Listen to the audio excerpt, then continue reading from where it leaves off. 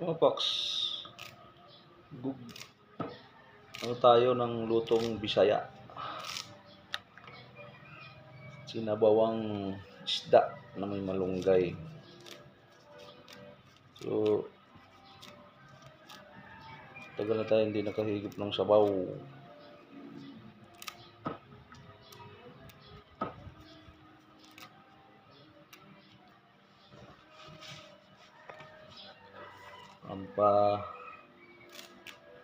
Tanggal to ng toxin sa katawan.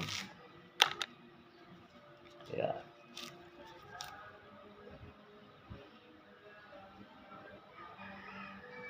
hiningi lang natin dyan sa ating kapitbahay to. Marami silang malunggay dyan.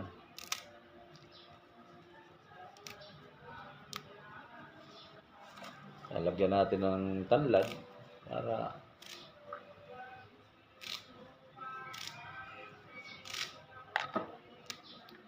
mas nakakatanggap yung katawan natin ng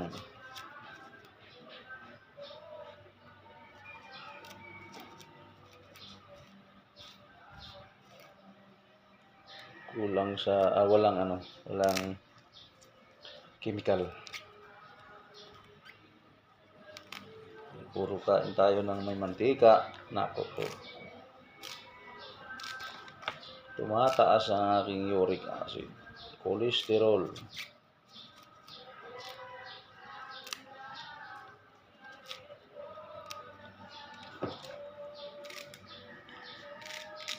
Kaya ito yung pakiramdam ko na magdi-drain ng mga toxin.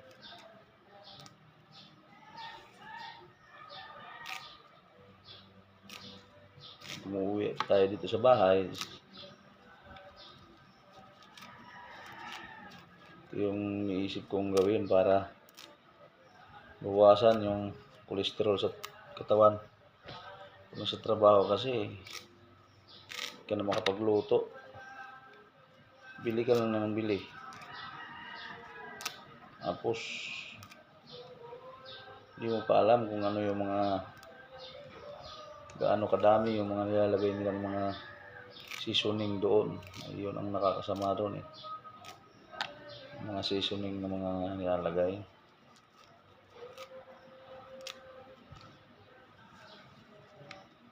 Dito hindi ka nagluto,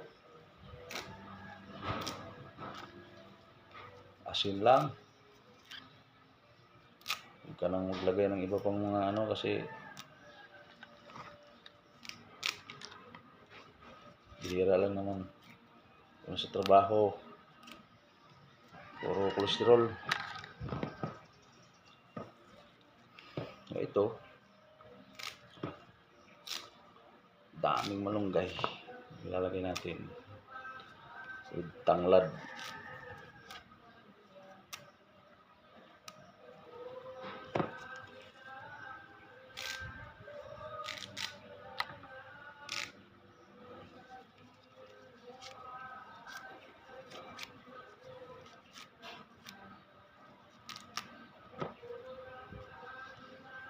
Nasa probinsya talaga namin yan,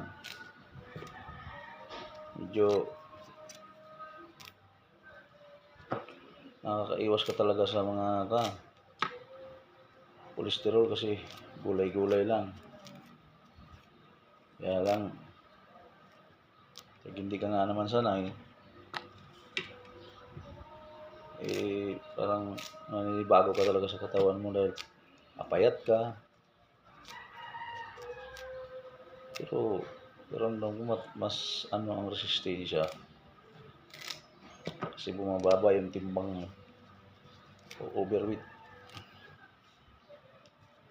Overweight ako. Yun ang ng doktor sa akin nung huling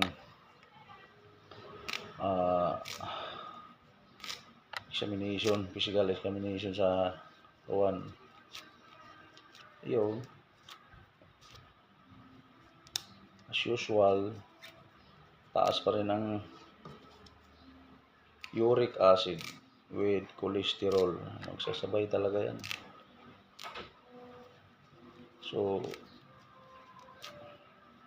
ito na lang yung ginagawa kong remedy pagka pakiramdam ko lang Hindi naman sinasabi kong ito yung gamot.